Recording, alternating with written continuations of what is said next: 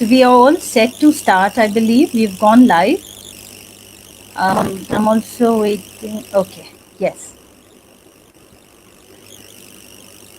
Namaskar and morning to everyone here. This is Professor Saloni Sinha from Institute of Management Technology, and I'm faculty of communication here. I also participate in the social projects of my institute. And at a personal level, also, I do get a lot of opportunity to contribute. And one such grand opportunity is today when I'm going to be talking to such eminent panelists, and I'm going to be talking to them about a very, very critical issue, mental health. So I would just extend my invitation to all the attendees that this is the day when you can know from all the panelists here how to play your role and how to individually contribute. I come from an institute, Birla Institute, where we carry forward the legacy of the Birla family. They always told that DNA is about social good. So I'm very grateful to 10 News that they allowed us to curate this event. And on behalf of my institute, I would love to extend heartiest greetings to all the panelists here. Joining today, we have people from the policy makers to the executors to the volunteers like me, and we all are doing things common, but then in a different way. And that's the best part of today's panel. Attendees are going to gain immensely because they would know and deeply about the role of World Health Organization, United Nations, the importance of Sustainable Development Goals 2030, the importance of, if you are a part of your own initiative, a project, a social project, if you want to help people have and create a better world for all of us, this is the time you should be with us, and let's enrich all of us together. So I extend my warm welcome to our eminent panelists. I'm really grateful to Dr. Atre Ganguly, who has joined us from World Health Organization.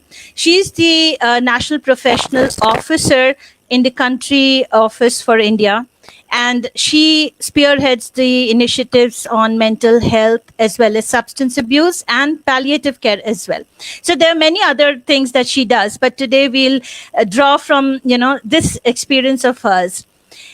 On the other hand, we have the important United Nations as a forum. It allows us to practice a lot of things for the globe to be good, for the globe to be healthy. And they give us a lot of directions of how to do it. They set us all on the path of a common agenda. And the Sustainable Development Goals 2030 is in front of us.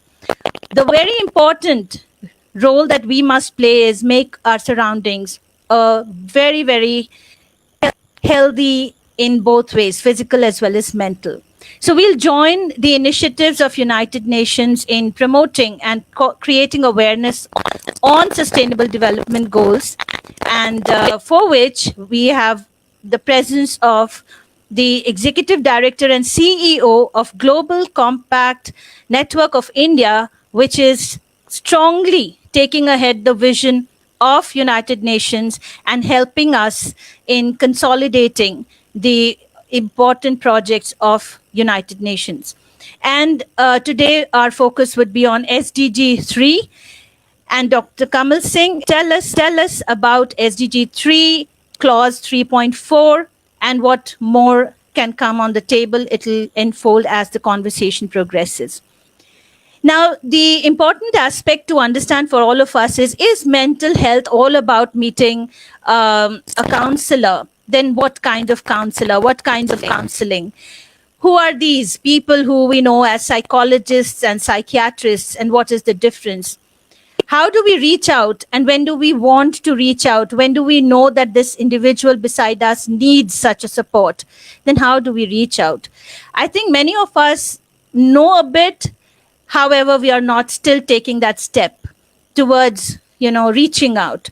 You have people like Dr. Ginny Gopinath, and I'll tell you more about him gradually as we progress in the panel talk.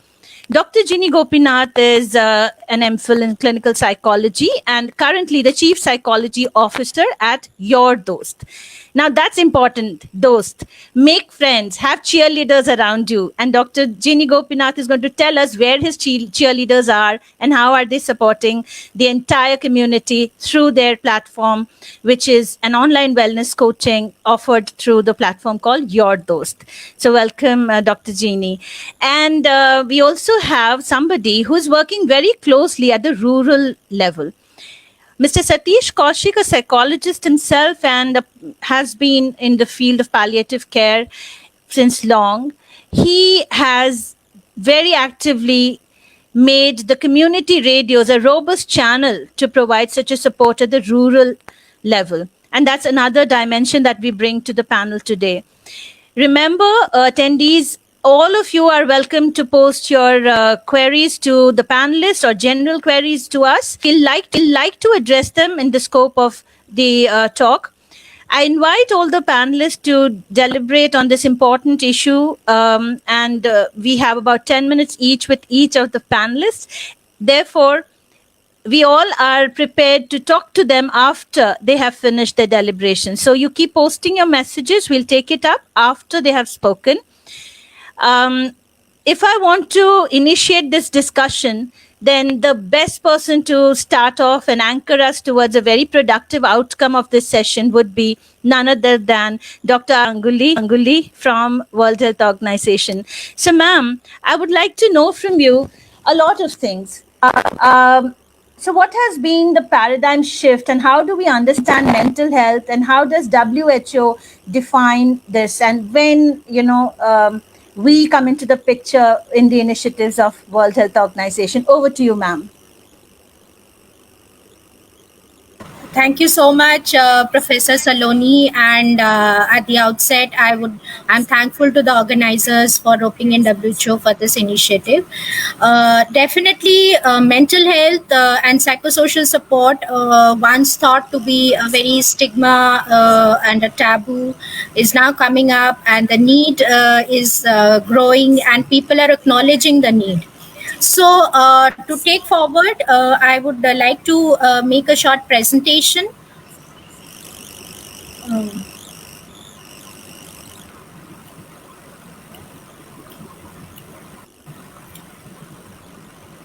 Right. So the topic today is mental health awareness, making communications channels robust. So what does WHO? What does this take us through? In this presentation, we will talk about yes, what mental health is and how mental health has changed during the times of COVID. What are the overarching guidelines that is existing at the global level, the UN level, which is guiding the actions of all UN agencies, particularly WHO at the country level?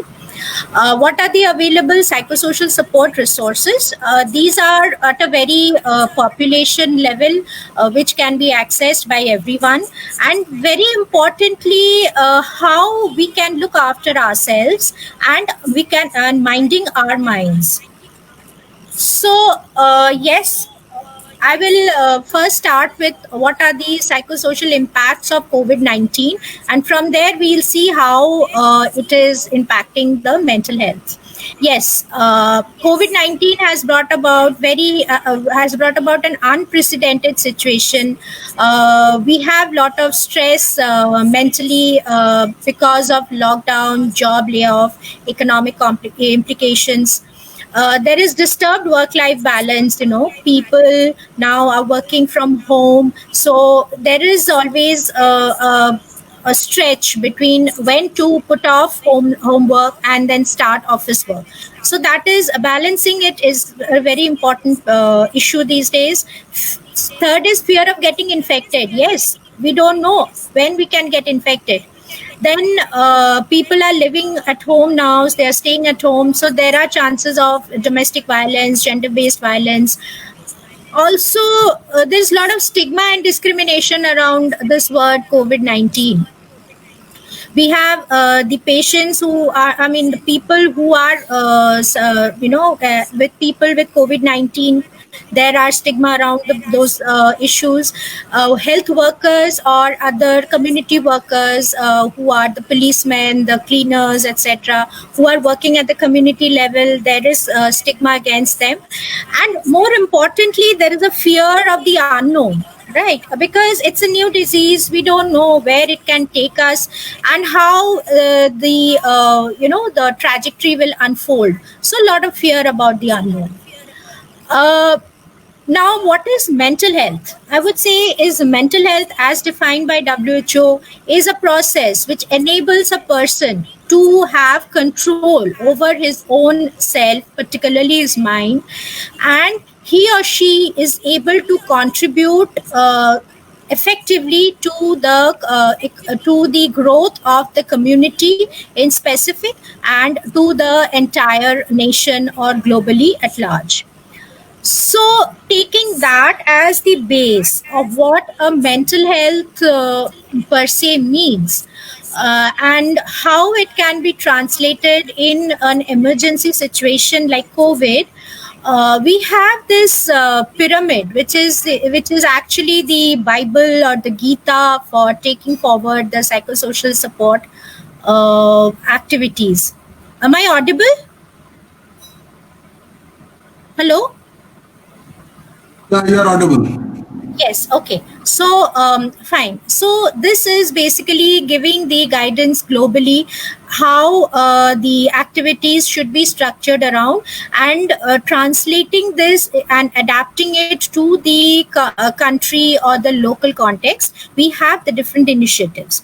So, if you can see at the base, you have the social considerations or the basic services, and also the second one is the strengthening community and family supports. So, these are basically at the community level, at the family level, at the peer level, which people amongst themselves can be, extending to each other. The health workers, the social workers, I would say, they have a great role to play. Then from there you have the focused person to person or non-specialist support, which who are these are those people who need some more specific care, some more personalized care. And then on the top of the pyramid we have the specialist services, and today we have our other speakers who will be telling us about psychology and psychiatry, etc. So this is how actually any psychosocial support is designed during any emergency situation, and in COVID also it is not different. So looking into that, how to reach out to the community, to the last person in the community, there have been an array of resources which the WHO and UN agencies have brought about so as to guide the nation member states to continue their work. And as we are talking about communication channels, I would say there's something called from WHO, there's something called the WHO COVID response plan, which is a overarching strategy in which there are different pillars, and addressing mental health and psychosocial support is a very important pillar, and it is gaining importance day by day. So these are basically the guidelines which can help the different countries to take forward their activities. Further guidelines we have, and then during these days there we see a lot of alcohol use rising, substance abuse rising, sort of different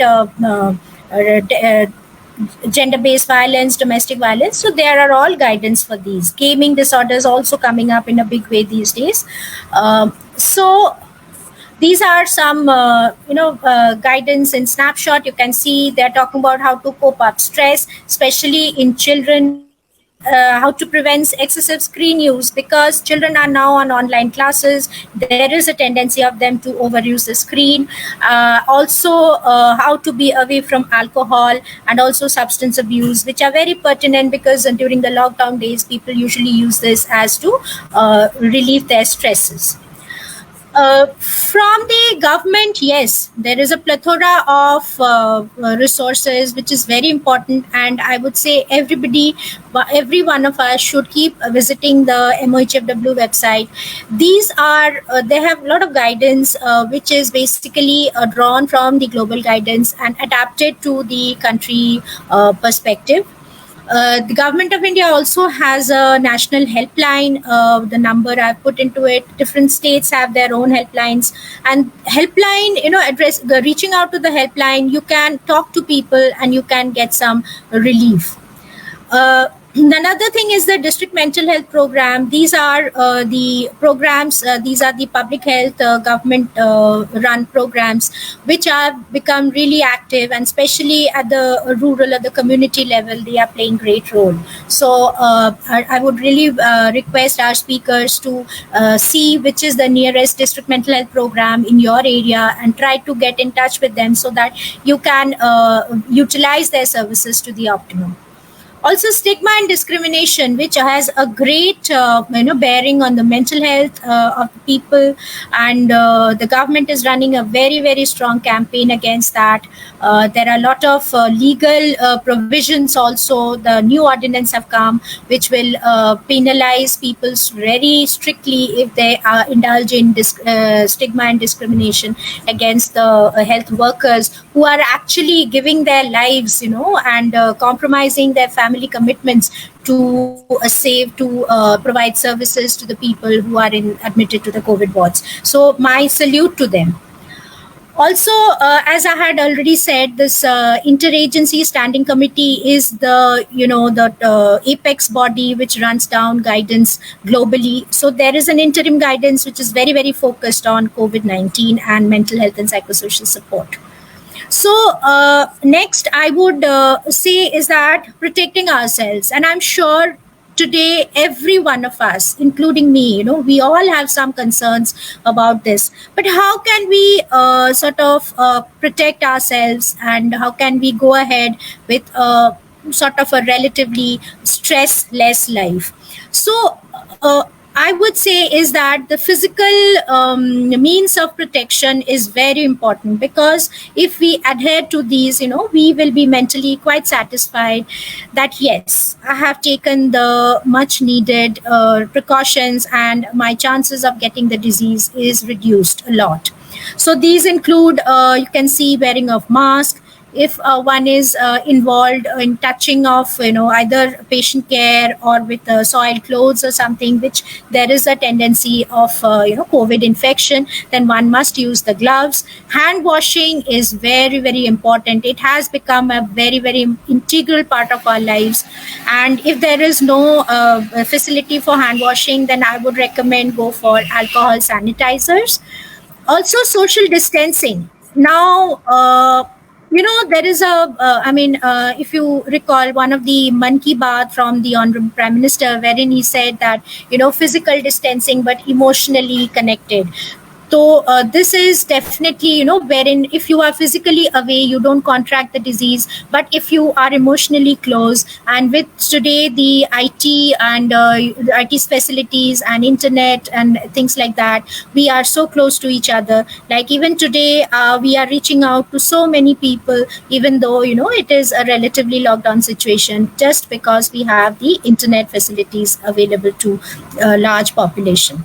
Also, very importantly, I would say for sneezing and coughing, this is very important. We should be maintaining their hygiene. And if we are sneezing into a tissue, throw it away properly, and clean your hands with either soap or alcohol-based rub, so that, we do not infect ourselves further. Okay.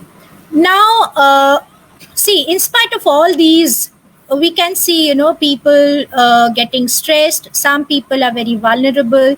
Those who are working closely with COVID patients, or those who are into professions wherein they have to be there in police, like the police, the security personnel, where they live in crowded conditions. Yes, and so many people are actually presenting with very weird, very varied type of symptoms. I would not detail into it because I believe my next speakers will be speaking. But yes, if there can be varied reactions to this psychosocial distress.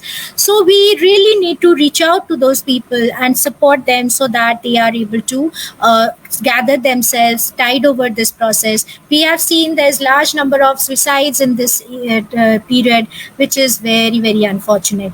Even losing one life is really makes everybody sad in the society. We really want to take it forward and see how people can be saved and valuable lives can be preserved. So my request to everybody, and these are very, very simple tips. I think each one of us can be supporting others at a very basic level. The thing is that if you come across anybody whom you feel is in distress, stop. You stop and you get back to that person. And I would say, give your 100% listening. Listen when you see the word listen, and if you align it, it becomes silent. That means when you are listening to the person, be silent, be attentive, and be focused on what the person is trying to say.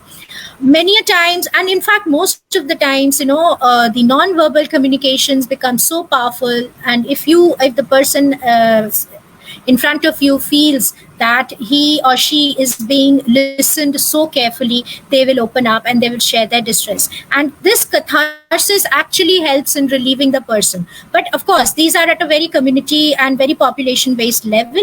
But if you really feel that the person needs to rethink and reanalyze and try to, do things in a different way so that he or she is able to manage the situation, please do suggest. But if you feel that the person needs some specialized care, do help him and do connect him to, or at least advise him and try to convince him that he needs professional support. He should not feel there's no stigma, discrimination against reaching out for professional support. Simple tips on how to look after themselves. These are definitely, these are for basic population level interventions. They are not curative. So basically eating good food, nutritious food, be away from junk food, going for yoga, breathing exercises, doing exercises which can be done at home to keep you physically fit, maintaining a routine, have adequate sleep. Also, very importantly, be connected to people and how to reach out to others who need help. Right? One thing I would really, really emphasize, and also it's an overarching theme today of the channels of communication. So I would say that please minimize your watching those channels which may not be giving authentic news or reliable news. Please stick to the government channels like MOHFW, ICMR, NDMA, and WHO, who gives authentic and reliable and dependable, data. Otherwise, it will create a lot of scare and a lot of stress, which is not called for. Avoid tobacco, alcohol, and internet addiction and drugs. Very, very important. They don't relieve your stress. Actually, you get into a vicious cycle, and it enhances your miseries. Okay, now quarantine or isolation. If by chance you come in contact with anybody who has tested positive, or if you yourself test positive, please don't feel that it is you are put into a jail or there is a negative, has a negative connotation. No, being in quarantine, restricting your mobility will be doing a service to your people and your community and your own family, so that they don't get into the disease, and you are helping the country to recover. Please remember, it is maybe seeing the large numbers, but there are huge number of people who are actually recovering, and so please don't feel afraid. If you take the required precautions, definitely you will tide over the problem. and how to mind your minds, like how to keep yourself cool during this time, especially during the quarantine isolation, or even during lockdown times. If now we have been seeing a surge of cases in certain pockets, people are being asked to be at home to adhere to all the lockdown restrictive measures. Please to adhere to the government advisories and adhere to the health advisories by the government. So you remain connected with people on internet, phone, etc. Listen to music or something which will bring you some cool, even if in trying to sing, or even dancing or something will help you to allay your stress. Remain busy. This is a very important time to explore new hobbies, and for young population, I would say reach out to see what new talents or new competencies you can acquire during these periods. There are a lot of online courses. Please look into it and try to develop your skills, so that you can have alternate career options as well. Be with your family, very very important. They are the closest to you. They give lot of psychosocial support. Be help to others. If there is somebody in your neighborhood who is like, especially elderly couples living by themselves, or single elderly who don't have anybody to support them, and because of the the corona thing, it is advised that the elderlies be at home and protect themselves. Please be of support to them, help them to get their daily necessities. And last but not the least, very very important, this is be cognizant. If you are really feeling that your symptoms are going beyond, please go for professional help. So I end with I will just play a short film, and then I'll end my presentation. Can you see my screen? Okay, just a Not minute. yet. Okay, just a minute. Yeah, I'm almost there. Can you see now? No. Can you see my screen now? Yeah. Not yet. Yes, now it is. Okay, great. So it's just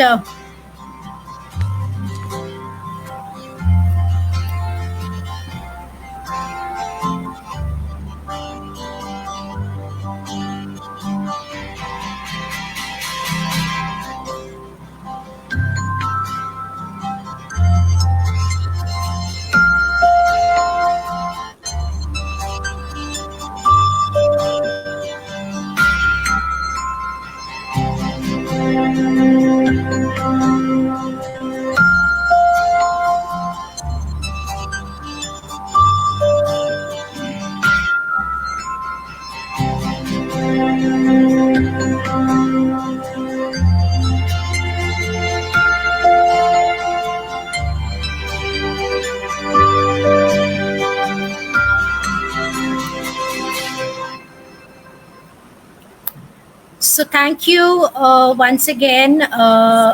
This with the message that everybody stay safe, stay happy. I would say from our old sayings in India, "Sarve santu sukhinaha, sarve santu niramaya."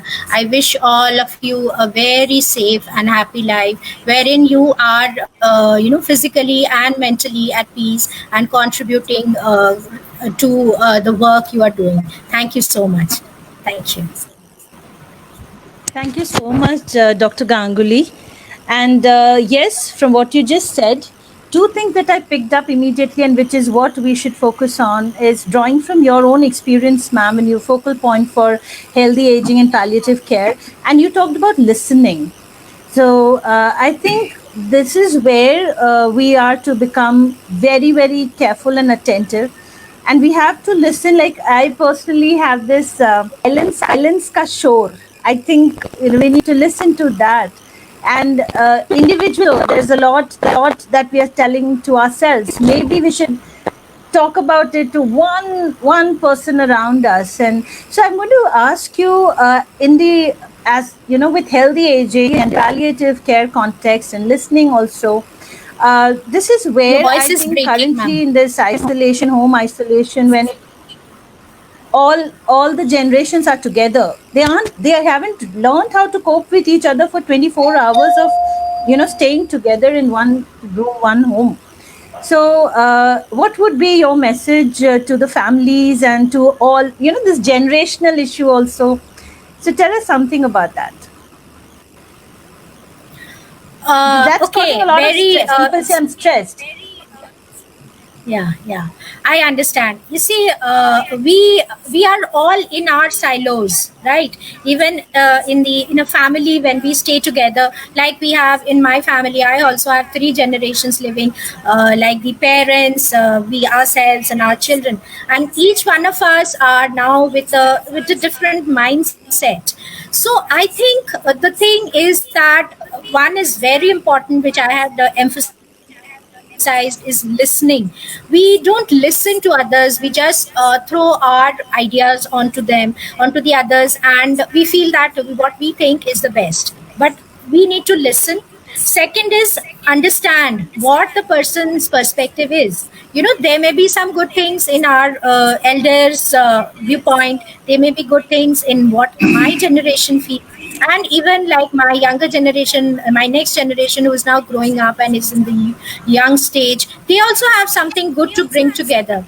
And then be what you call the adaptation or the ability to gel well. And I would say this is a very important thing in our country. We have the joint family still persisting, wherein we are, जिसको हिंदी में बोलते हैं सहनशील, एक दूसरे के भावनाओं के प्रति जब हम सहनशील होंगे, एक दूसरे को समझेंगे और एक दूसरे की भावनाओं को हम महत्व देंगे, giving importance to what the others think, and also going an extra mile. I mean, everybody to adapt their viewpoint if possible. So these are few things. I mean, ये जो चार चीजें हैं, I mean, they are very important. Firstly, listen, understand, just think what are the good points, and then try to adapt it. There is good in every viewpoint. That is what we don't agree to, or we don't want to agree to. We are very stubborn, very in one silo. But then, yes, India has always proved that we are a multicultural, multilingual, multi-religious nation. So I don't think we will have difficulty even in our homes to wherein multiple generations are living together. Thank you. Surely. And we also have a lot of mechanisms together. We can, like you said, be creative, do some craft together. And there are platforms where you can see the grandmother dancing with the grandchild and putting up the videos. And so these are some of the coping mechanisms. So that, Yes. together, sticking together to and trying to understand the aging phenomena, that's in the conversation. Yes, People yes. think older generation are a liability, they are weak, they can't handle themselves. So they don't understand the many, several other facets of aging. So I think if we start talking more about this in the family itself, with all the generation, also the gender, we talk about Perspective, mental yes. health. ये हमेशा रोते ही रहता है, ये हमेशा कोने में क्यों बैठा रहता है? And Yes, yes. film songs have also triggered such conversation. जो मुस्कुरा रहे हो, क्या गम है जो छुपा रहे हो? So non-verbal communication. Let's start for these small signals around us, so that we don't lose anybody dear or anybody around us. Yeah, So thank exactly. you so much. We'll take up more queries, particularly for you, ma'am, later. And at this point of time, like we said, as a team together, five of us, we are talking about the policy that is coming across, and we are trying to understand the connotations of mental health. Is it gendered? I mean, we all are talking about this. Is it only males don't feel depressed, or how is it only an urban issue? Is it coming because of opulence? Is it coming because of a life of plenty? How as parents we have started giving everything to the next generation. They are living in plenty, so suddenly when they don't have something, they're stuck somewhere and they don't have those facilities. There's a depression, and they start finding solutions in, like you said, drugs, or they get manipulated easily through others also.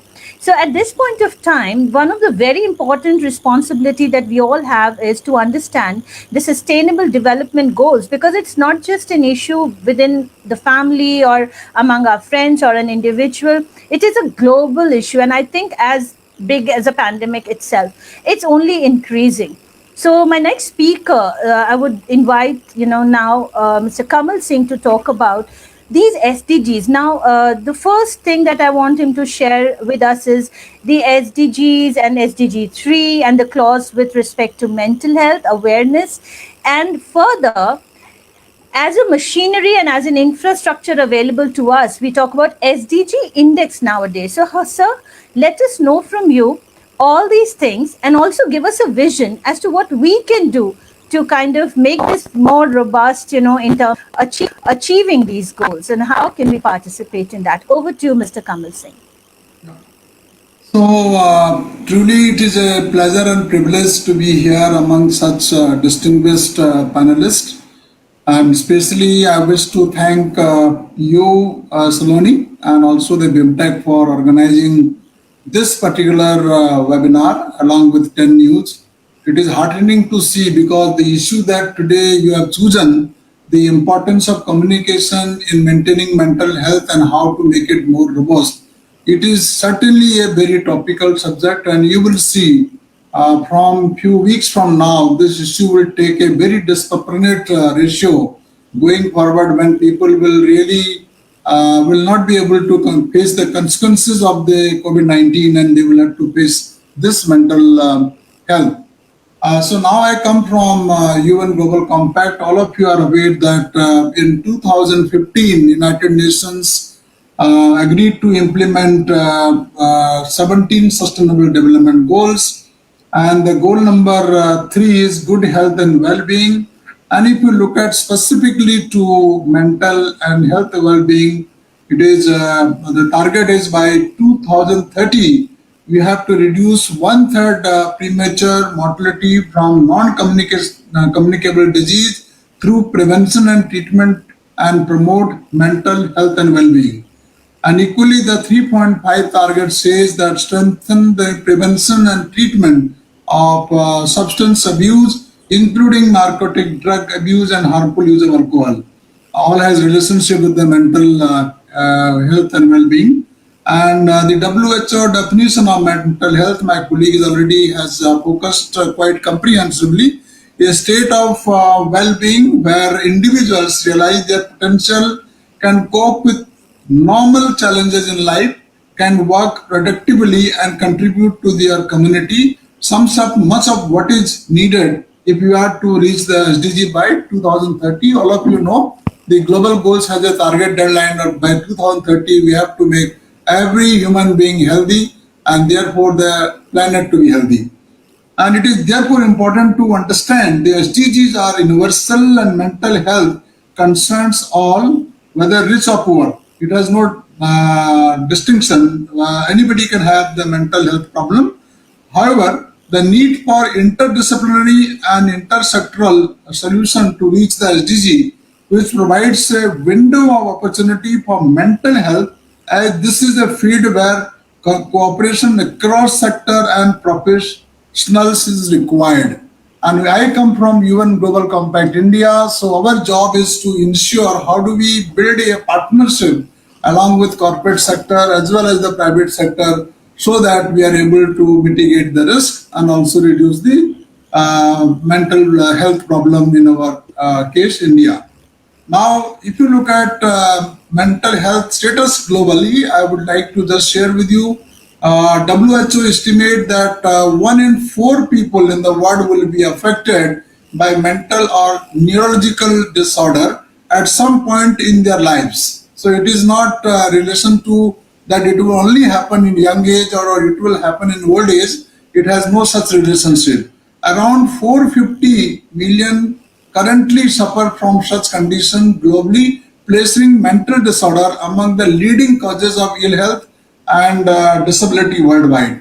And post-COVID, this situation is going to take a very alarming proportion as you will experience as you move on from this year to next year.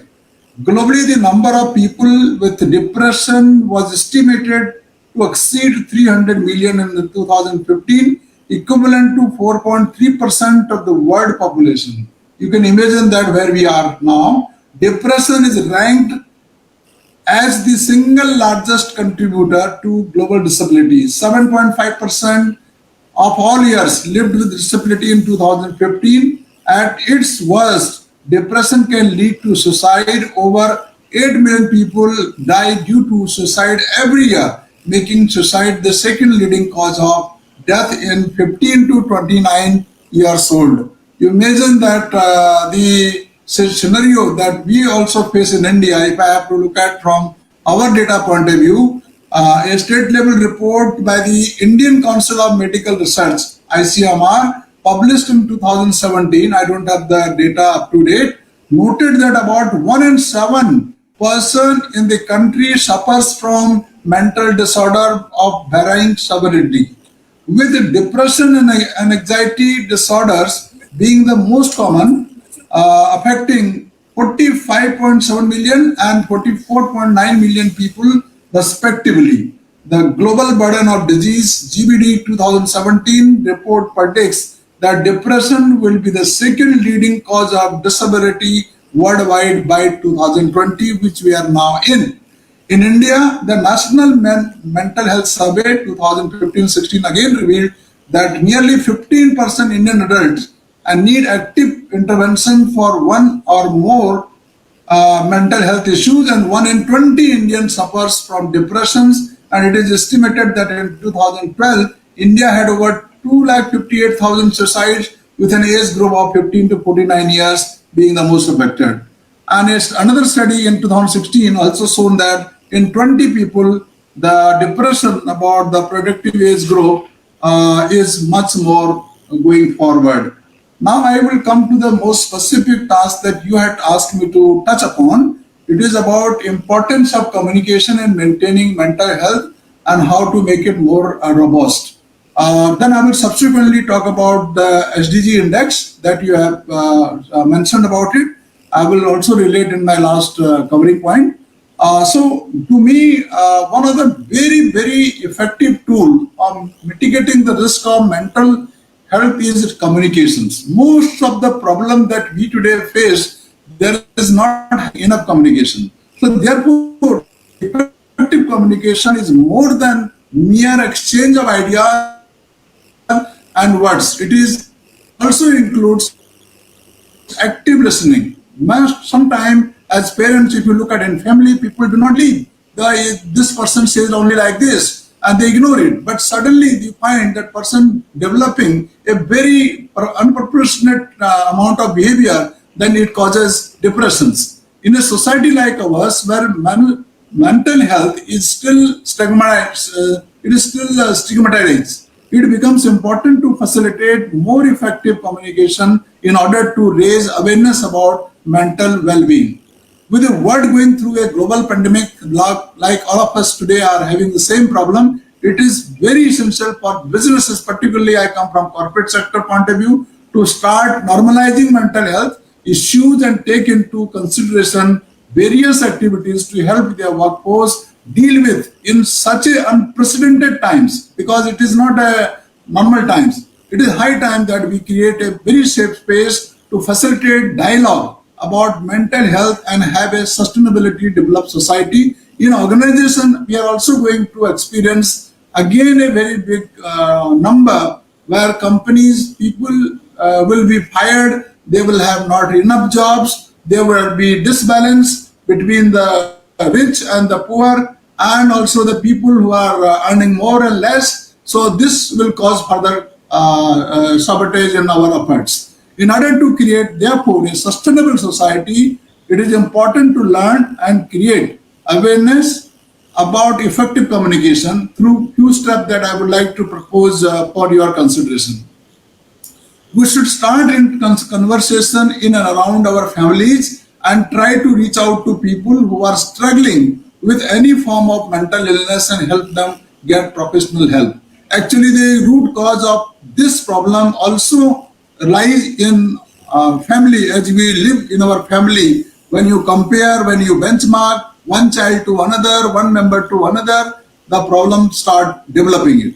And similarly, if the same problem happen in the offices, you find that person is doing good job, the other person is not doing a good job, he is outstanding, he is bad. That also causes sometime the cause for the depressions. So therefore, businesses, as organization, anyone in India or globally or institution and corporate should conduct training programs, making people realize that this is just a behavioral problem.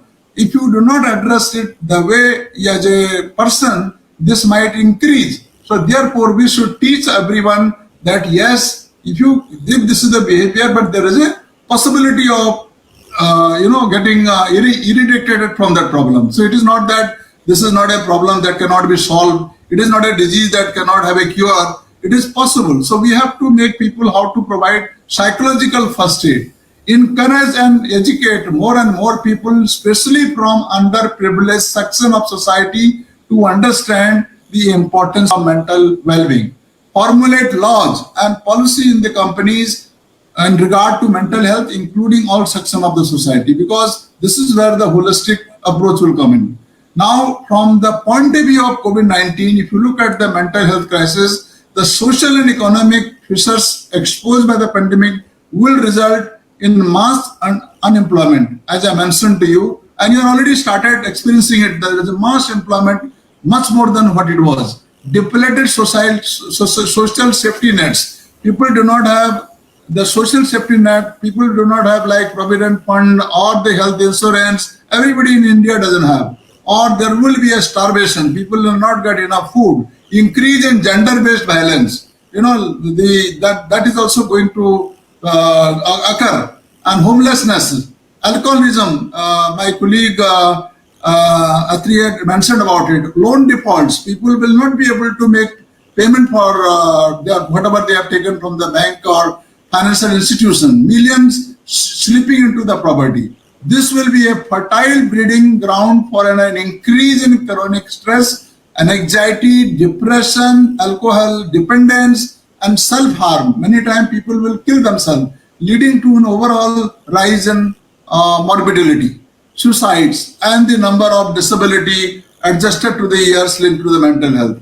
So before I also conclude, I would also like to highlight at-risk population include 150 million with pre-existing mental health issues, that is already there. But post-COVID-19, if you look at the survivors or the frontline medical workers or young people, differently able people, women, workers in the unorganized sector and the elderly. So this is where I would like to submit for the discussion of our panelists. India investment in mental health, the last union budget is slashed by 20% from rupees 50 crore to 40 crore.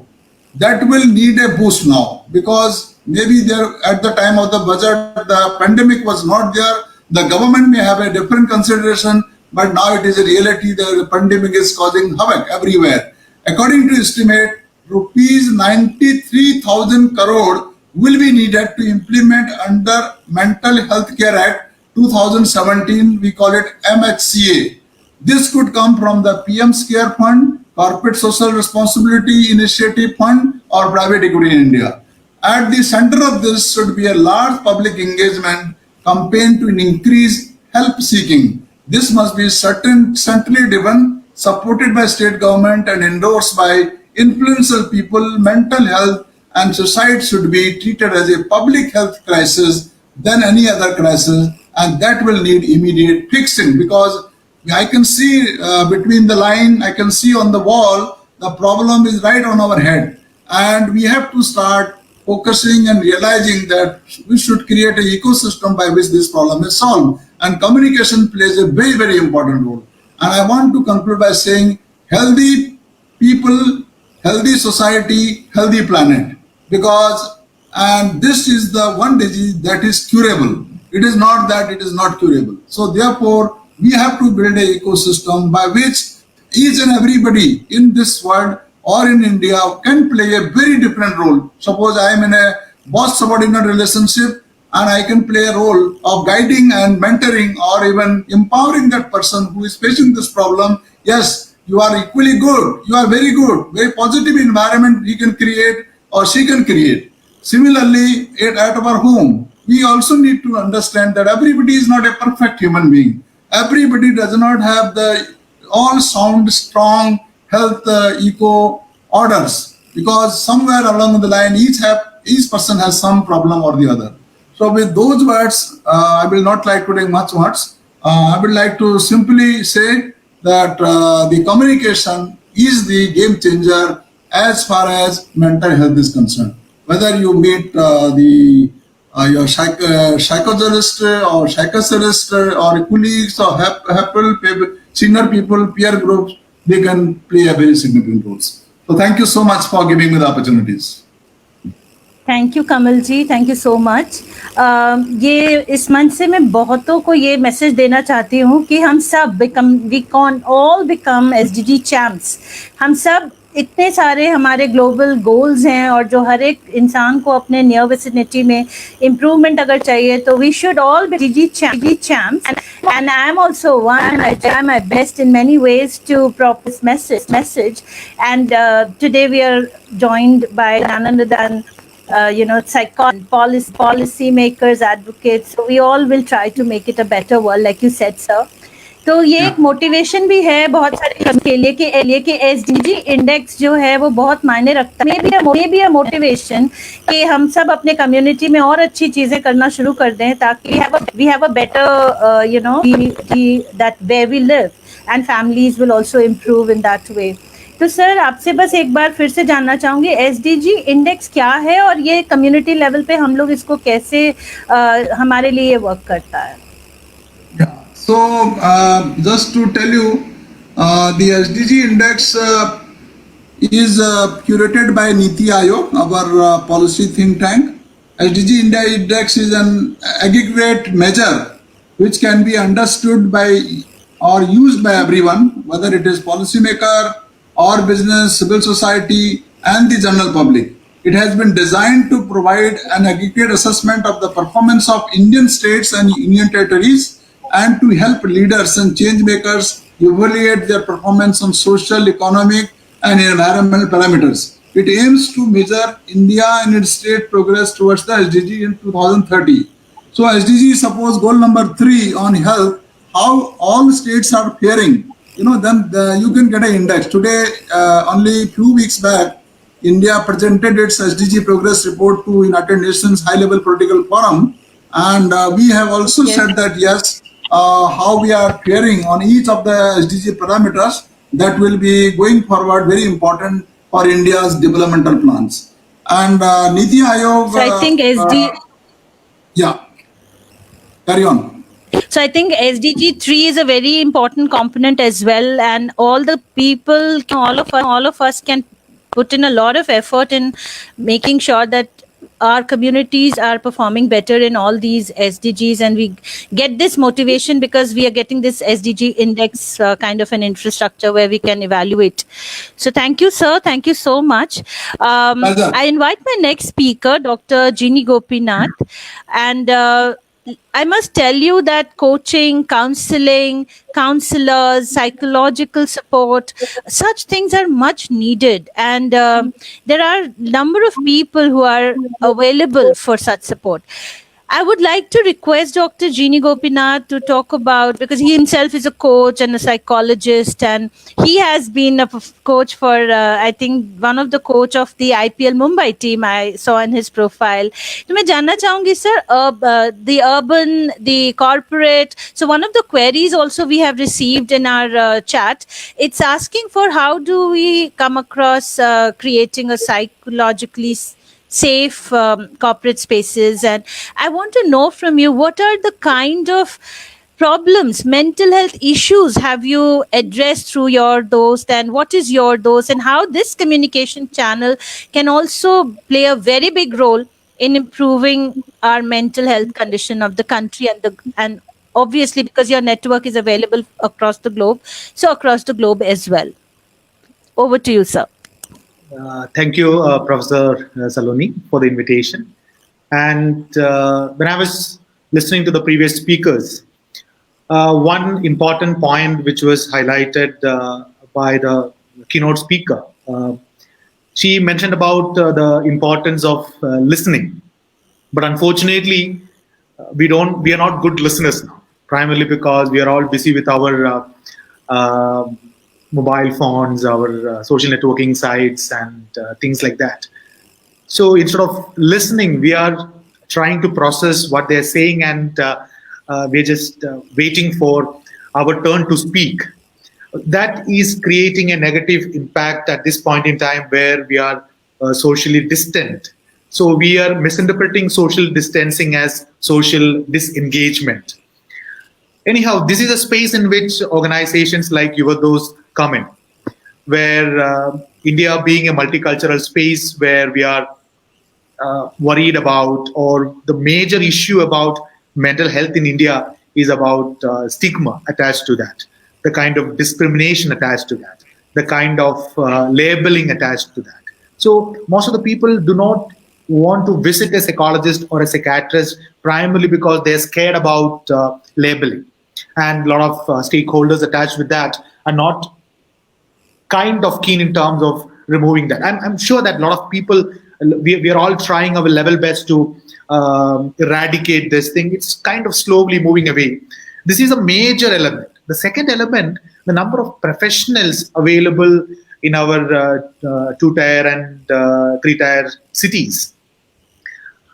So people are not, even though they acknowledge that they have a problem, they may not have anybody to go to. So that's the reason why we have people going to a temple or a church or a mosque instead of going to a psychologist or a psychiatrist. That's the reason why people visit a general physician and report about physical ailment instead of their real issue, which is deeply buried inside. So that is a space in which we thought of having alternate models. The conventional models really working well in India, but that may not be enough at this point in time to support the population at this point in time. So the statistics, which the previous speaker very clearly mentioned from the National Mental Health Survey, very clearly mentions that 10 to 15% of Indian population might require a psychiatric or a mental health support. But do we have that much facility at this point in time to bridge that gap? We don't have. So Yuvatos as an organization is available 24/7, which is a confidential mental health service where people can log into the service without revealing their identity. And they can start the conversation right then and there itself with a qualified professional. Most of the people who are suffering from a psychological breakdown or a psychological issue may not require an intense psychotherapeutic support then and there itself. They require they want somebody to talk to. They want somebody to connect with. And we don't have a non-judgmental support in our social frame at this point in time, primarily because of the stigma attached with that. People start labeling, people start judging. They have a fear. Even we don't know whether people are judging them, but they have a fear that people might judge. So that's the reason why people hesitate to connect with their relatives or their friends or their neighbors. Yeah. So like I said, when you are in a problem, what happens? You're going through a tunnel. It's almost like you're going through a tunnel where you see only one exit, and you don't see the world outside that. So organizations like Yuvados and the professionals working with us will help the people to come out of the tunnel and see the world outside.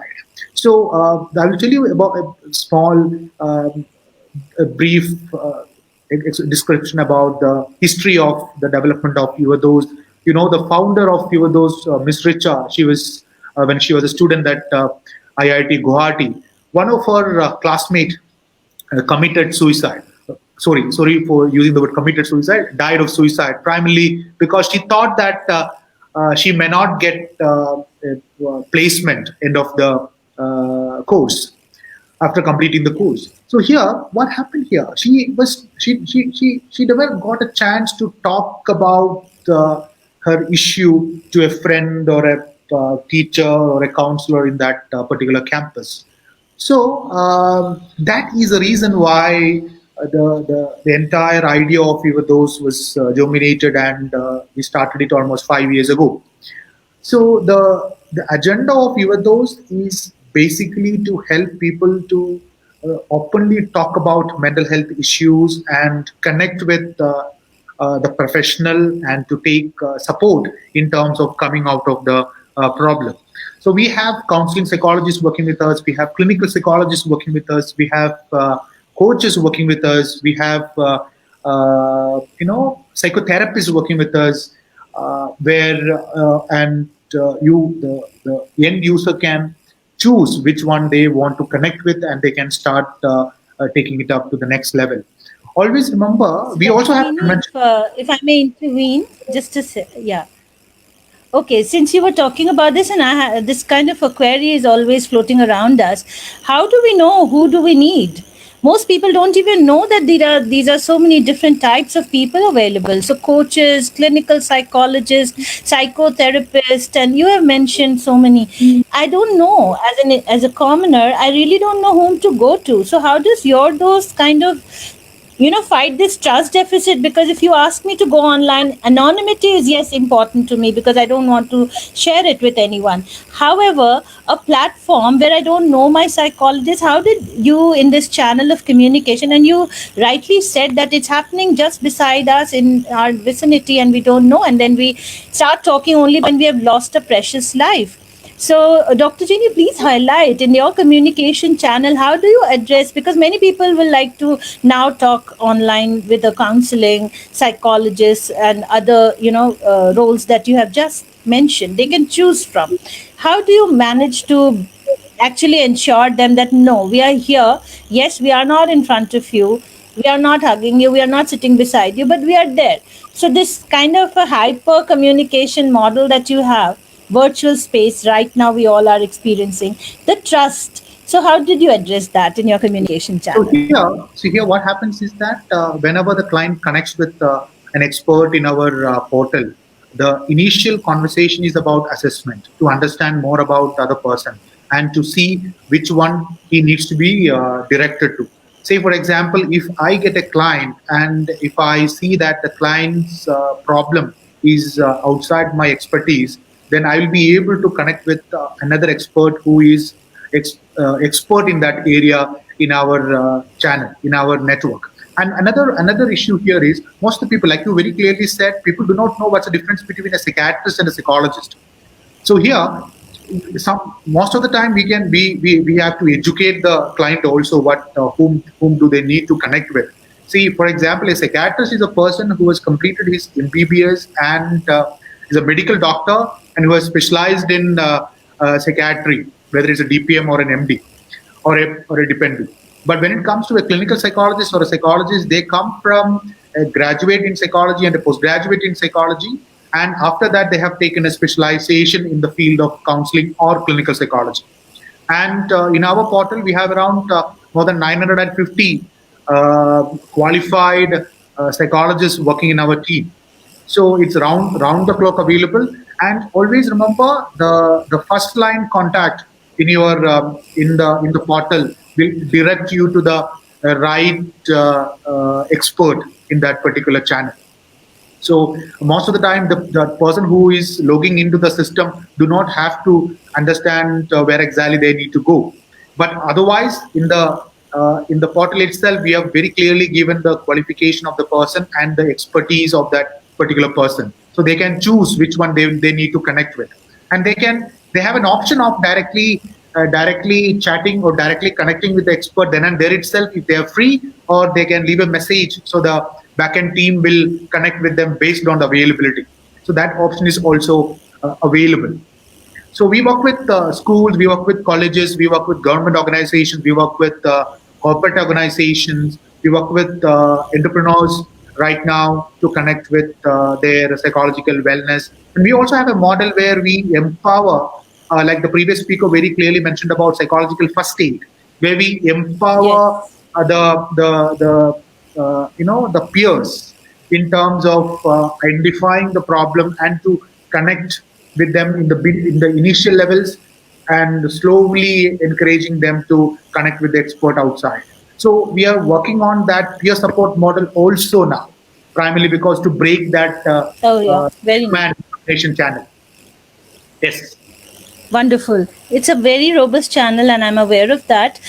So, Dr. Jeannie, would you like to quickly highlight, because of this pandemic, one or two things that I would like you to also tell us? What are the statistics saying about the entrepreneurs and the founders? The number of important issues that even the founders of startups have faced, and you also would like to talk about, like you said, everybody can reach you. So at household level, are housewives reaching out? Because I think in our societal framework, we do not have that space for a woman in the house to reach out. I'm not going to say that it's only women who face issues, but our system is such that they don't really speak up very, very easily. So let us know about these two things. Yes. So that's a very good question, Professor Saloni. So this pandemic, unfortunately, this is the first time our generation or our previous generation has exposed to. We never exposed to this kind of pandemics before. So what happens here? The kind of coping strategies we had acquired till now may not be enough to handle this kind of a situation at this point. So the breakdown, the kind of anxiety issues which we encounter at this point in time, it's normal, completely normal, where the exams are cancelled, the kind of travels are suspended, you are asked to stay indoors. So previously, when somebody comes to us for healthy mental health practices, we always tell them to go out, interact with people, connect with people, be in social circles. But we are telling them completely opposite right now. Don't go out now. Be indoors. So this shift is kind of a paradigm shift for most of the people. So they're not exposed to these kind of things. So they don't have the kind of coping strategies to encounter this kind of issues at this point in time. So what happens? Uncertainty and the kind of lack of predictability outside is killing most of the people, right? So what happens? Give you a couple of examples when it comes to kids. I know a lot of people completed their 10th and 12th. They wanted to travel abroad, or people who completed their engineering or professional courses. They have got placement, but unfortunately, they don't know whether that company itself is there, right? Because most of the companies have suspended. Most of the companies have closed down because of the business. It's in a they're facing a lot of issues. International travel may not be possible in the coming year. So these things, they don't know what to do at this point in time. So our agenda at this point in time is to help the client, whether it's an entrepreneur, whether it's a housewife, whether it's a child, to focus to shift the focus from things which they don't have control to things which they have control. Right. I can worry about pandemic. I can worry about lockdown. So I'm in Bangalore right now. We have a 7-day lockdown at this point in time. So if I worry about that, if I'm concerned about that, I need to worry about it, definitely. But if I'm shifting my focus on to things which I don't have any control, that's not going to help me, right? So this is the paradigm which we are telling the client at this point, to focus on their thoughts. Like I said before, when we are in the problem, you are a part of the problem. You are going through a tunnel. So it may not be about it. So what happens? It's not going to help them at this point. The kind of problems faced by an entrepreneur and the problem faced by a housewife is completely different. But in the larger frame, this is the issue which they are facing. So how to shift their focus so that they feel empowered and they feel things are under control at this point. Great. So I think a lot of urban issues are all being talked about. Everybody is talking so much about how to help each other, creativity, book clubs, reading clubs. Dr. Etri Ganguly mentioned that go into some courses that might help you in future, build yourself. This time is difficult for all of us, but we will certainly come out of it stronger. However, the bigger issue is, yes, as educated people, we are getting used to and accustomed to how the Western world, takes up this issue in a very normal way. But at the rural level, how to handle this? And it's a very big issue there itself.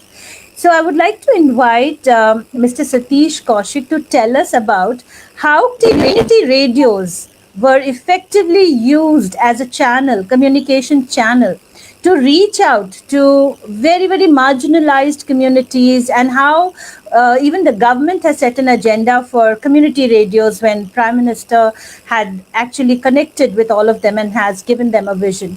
So, Mr. Satish Kaushik, over to you. Would you like to share with us how community radios helped, and also let us know कैसे गांव के issues different हैं क्या हमारे urban issues से, corporate issues से, और कैसे एसडीजी इंडेक्स और एसडीजी के लिए भी हम लोग इस चैनल को काफ़ी इस्तेमाल कर सकते हैं, कैसे डब्ल्यूएचओ के सारी जो जानकारियां हैं हम उन तक पहुंचा सकते हैं। इस प्रोग्राम में बहुत सारे ऐसे लोग हैं, personally BIMTECH and me, we have been very closely associated with rural projects. So I think your examples would lead us and would tell us what to do, to how to effectively use the technology, ICT and interfaces that are available to us, and they are already available to us. So could you please throw light on this, Mr. Kaushik?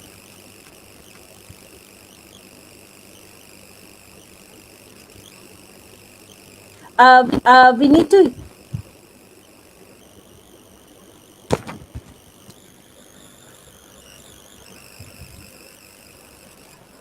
Hello, Yes, now we you can. hear me Yes, now? now we can. Please go ahead, Mr. Kaushik. Yes, sir. Saloni, thank you very much for inviting me. And the figures Mr. Kamal Singh has given and the other panelist has given, it's quite scary to know about that so many people will be suffering from mental health. This whole thing, we started with working with rural area about 4 to 5 years back. And because we work in palliative care area, so I'll say going for mental health areas, it is a byproduct of working in palliative care, because palliative care consists of pain relief as well as psychological support. So we started thinking about mental health during that time.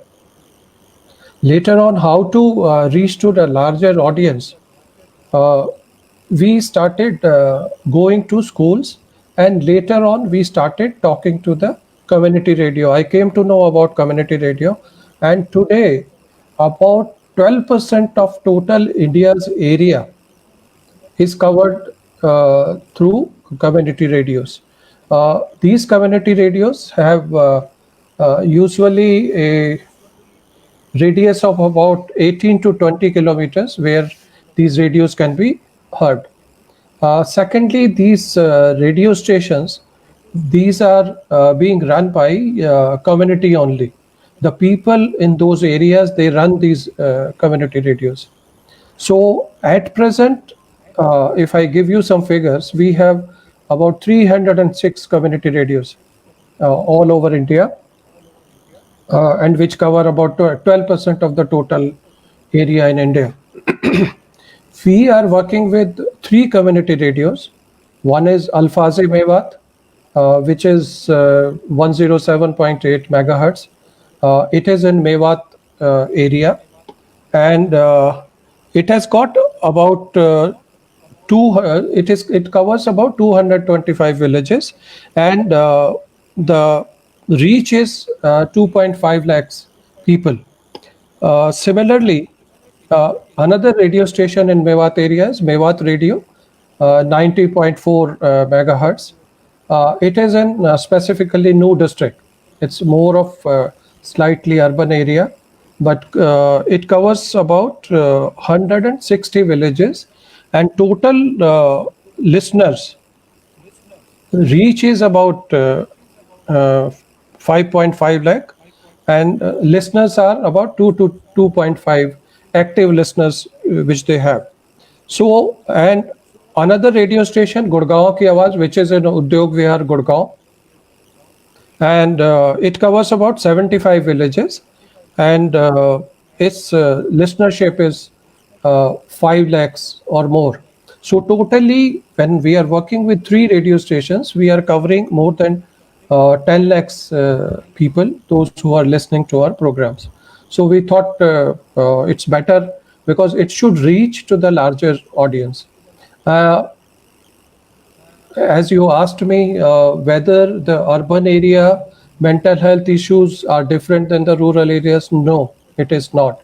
But the only difference is in urban areas, we have some knowledge, we have some resources, or we have doctors and psychologists available.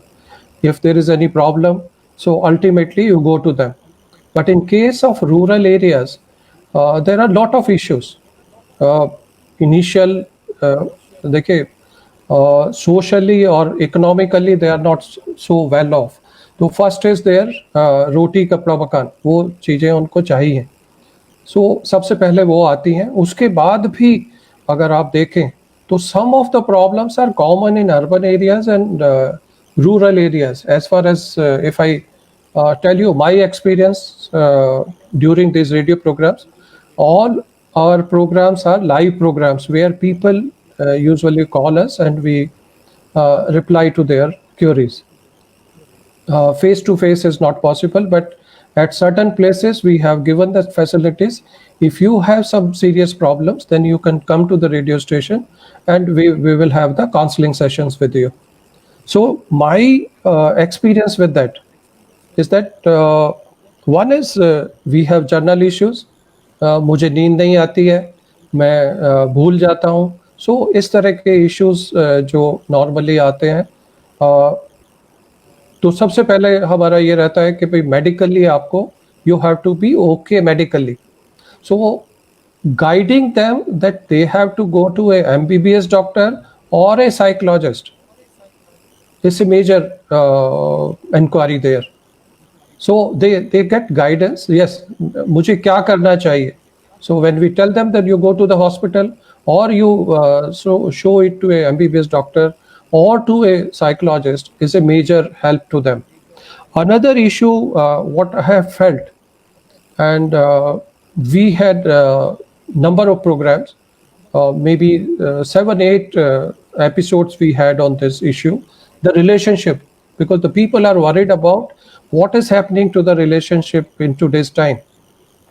I am not talking about COVID at present.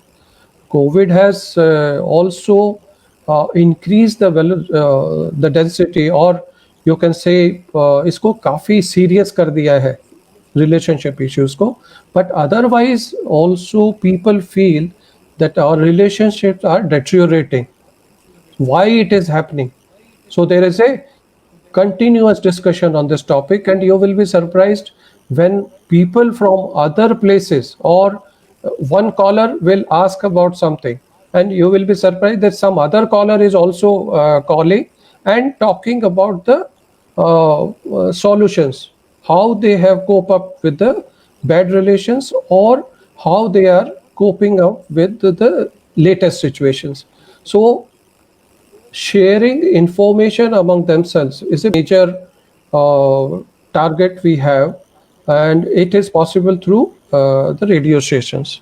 Similarly, loneliness, such as in urban areas also, old people, especially 60 plus, or the people who are getting old, loneliness is another issue, because after marriage or after marriage, then the boy or the girl, they get separated, and the old people are alone then. So how to cope up with that loneliness, that's another issue we have seen, and it is present in urban areas also. During examination, If I may ask you, Kaushik sir, if I may ask you, community radio as a channel, आप कैसे reach out करते हैं कि लोग आप तक कम से कम phone in होता है, तो वो उनके अंदर ये मोटिवेशन कैसे आता है कि आप तक पहुंचे, आपको कॉल करे, या कॉल पे रेडियो पे कैसे बोले अपने प्रॉब्लम्स. तो ये सिमिलर प्रॉब्लम्स है. मैं अपने बगल में बैठे मेरे सिस्टर को नहीं बता पा रही, तो मैं रेडियो में कैसे बता पाऊंगी sir. So how do you motivate them to engage.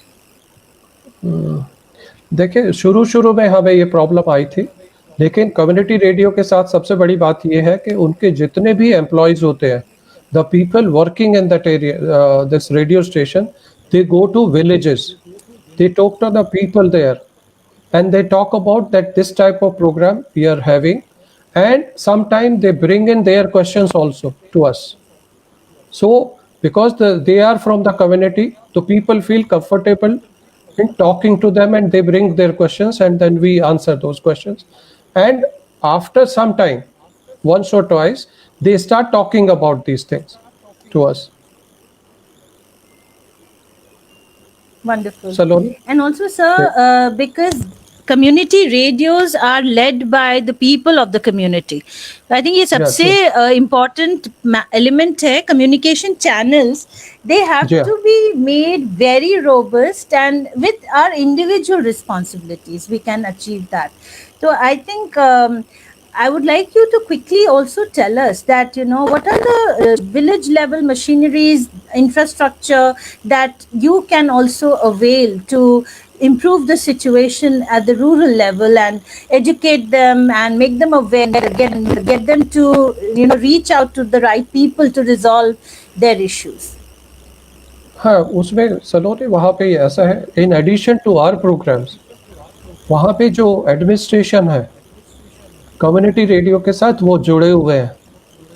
उसमें suppose at this time all doctors from this hospitals they are connected with radio stations, and radio stations काफ़ी प्रोपोगेट करते हैं. They talk about covid problems, इस covid से related. वो लोग भी, वो डॉक्टर्स भी कम्युनिटी रेडियो में आते हैं, और कई बार हम लोग प्रोग्राम जो करते हैं वो उन्हीं डॉक्टर्स के साथ मिलके करते हैं, जो सच एज डोमेस्टिक वायलेंस में जो प्रोटेक्शन ऑफिसर्स हैं, they also come to the community radio कि इस तरह की अगर आपको प्रॉब्लम होती है तो हमसे बात करिए. तो हम लोग जब एज ए अपना प्रोग्राम करने जाते हैं तो बहुत सारे जो गवर्नमेंट ऑफिसर्स हैं, they have started coming to our programmes, participating in programmes, and it becomes a discussion for them. तो वो सब लोग सुनते हैं. So this is actually a vision for us. हम लोग सारे अगर मिलके करें. So mental health is an issue which has sublying issues, and these are very deeply rooted in our, the family system or the society system. I think each one of us have a very important role to play, and it's not just mental health. These are, the stereotypes existing in the society, the behavioral, the gendered behavior that we notice around. The mindset has to change. I think it's going to be a big challenge, but then if we have such robust channels, I think we should all start availing that, and we should all start motivating people to contribute in these channels in whichever capacity they can.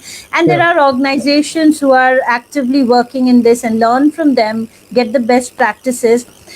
We'd like to ask quickly from each of the panelists, what would you like to say as a closing remark to this discussion? We'll start with Dr. Ganguly.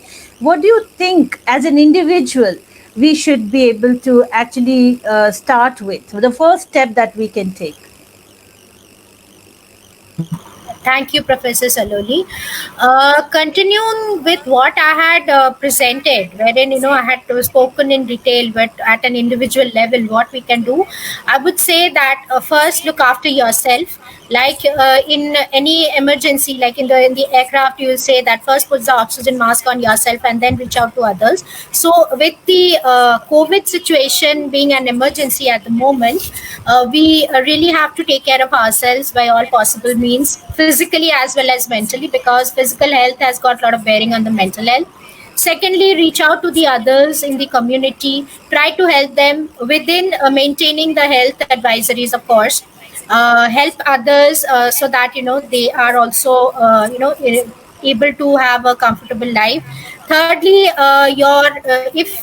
how you can contribute to the nation and the national work which is going on for COVID. Definitely, please adhere to the health advisories that will prevent your spread of infection. And fourthly is that together with other stakeholders like WHO, we work across the ministry and other stakeholders, even the NGOs, etc., wherein we try to propagate the message that it's the teamwork, and as you know, the acronym team, that together we achieve more. So I would say that it is being together and teamwork and adhering to the health advisories, which will help us to tide the situation, and the mental well-being will prevail in the country. Thank you. Thank you so much, ma'am. Mr. Kamal Singh, I would like to know from you, what agenda do you want to set for us as individuals? Yeah. So yes, yes. So I think first of all, as individual, we have to recognize the problem that it is going to happen. It is anyway there in some of the people. It is going to happen much more going forward post COVID-19. And second, it is curable. It is not that it is not curable, and we have to build a ecosystem. For that, we have the partnership for the goal of the UN Sustainable Development Goals. This goal number 17 is partnership. Here, everybody has to chip in, both the policymaker, the UN agencies, the government of the day, civil society organization, corporate sector, even the the professionals like we have psychologists and psychotherapists. They also have to chip in. Together, we can certainly bridge what the risk that is going to happen. And the last is about creating a positivity environment, because most of the problem that happens due to mental health, that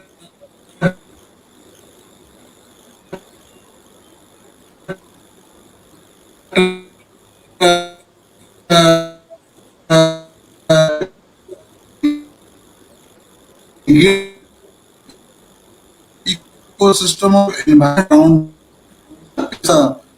have the problem and the job, and so is the how you get cured. So positivity and building a ecosystem and supporting every stakeholder to come to this realization of the problem and giving their best to solve it. So these are my few key suggestions.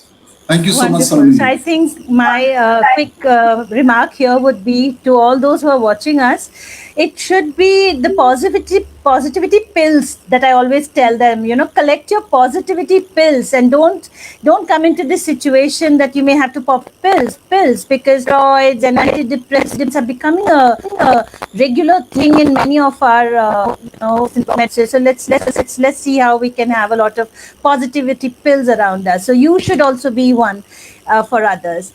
Like Dr. Jeannie said, that corporates and entrepreneurs and even at family level, people are reaching out to him. So Dr. Jeannie, what is it that you want us to do so that we have a better set of people around us, mentally sound, very strong emotional quotient? So how do we achieve that? Yeah, so I would say at this point during this pandemic, we need to make sure that social distancing is not social disengagement. We need to connect with people, our near and dear ones, our friends, our relatives, our neighbors, not in the physical meeting, but at least in the online space. You need to connect with people and listen to them. Listen to them in the sense they may not be always expecting an answer from you, but at least they are looking at somebody to connect with. So we need to be patient listeners, active listeners for some time during this pandemic, and make sure that if we are suffering, we are also going through a problem. Asking for help is our right, and I would say that execute that right at this point in time, so that we all can make use of this particular situation in a very healthy way. And at this point in time, we always say that it's not about IQ, it's not about EQ, it's about AQ, adversity quotient. It's about how we are able to Can bounce you back. repeat that, Dr. Jeannie? AQ, adversity quotient. How we are able to Adversity bounce back. quotient. How we are able Absolutely, to yeah, bounce back. So yes, right. So I think I take from what Dr. Ganguly said, that love yourself. You have to really love yourself. Kamal sir says, get your positivity pills ready all the time. You should have a good, set of positivity triggers around you. and participate in creating a positive environment in whichever way you can. So Dr. Jeannie, it just consolidates what you just also said about the magic of listening and the AQ that we all have to really work on. So I will quickly ask Mr. Kaushik to sum up his views for us. What do we do for you, sir? Dekhe, we are living in this new normal time. So there are so many things which are new normal now. One of the things which I have found very positive, that we have started spending time with families.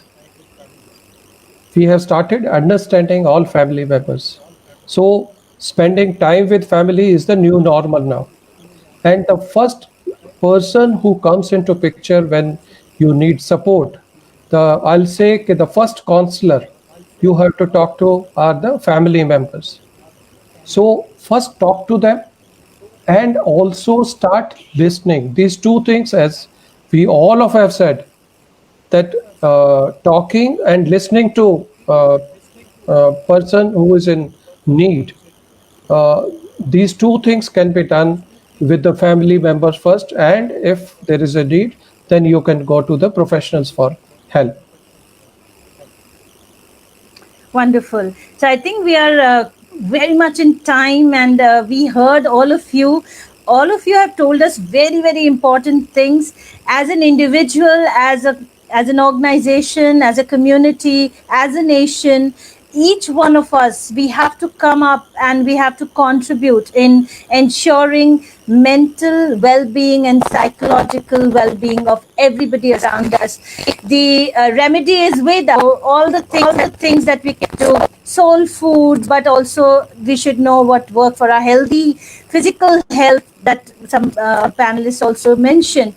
So all those who have been with us, listening to all the panelists, on behalf of you, on behalf of the organization, and on behalf of 10 News, I'm very, very grateful to all the participants and all the people who helped us manage the day. It's my honor to have brought this conversation to this stage where I can have somebody from WHO, from GCNI, from your Dost, and from an NGO, Rajbala Foundation, because this will be a big message to everybody. So this is the kind of team one will have to have around. This is the way we all can contribute together. We all come together. With this message, we'd like to sign out from this event, wishing everybody good health, physical and mental. Let's remember, being alone doesn't mean lonely. Let's remember that you are very precious, so take care of yourselves first.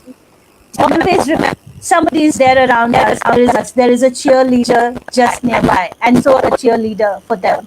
So take care, safe, and let's hope we get to meet you someday, somewhere, smiling and cheering. Thank you. Take care. Thank you. Bye. Thank you. Thank you. Thank you. Thank you very much. Thank you. Thank you. Bye. Thank you. Bye-bye. Bye-bye. Thank you, Professor Saloni Sinha, for doing a great job. Thank you so much. Thank you. Thank you. Thank you, Professor ma'am. Saloni. Thank you, It Dr. was a Jeannie. great experience. Thank you. Thank you, madam. Thank you.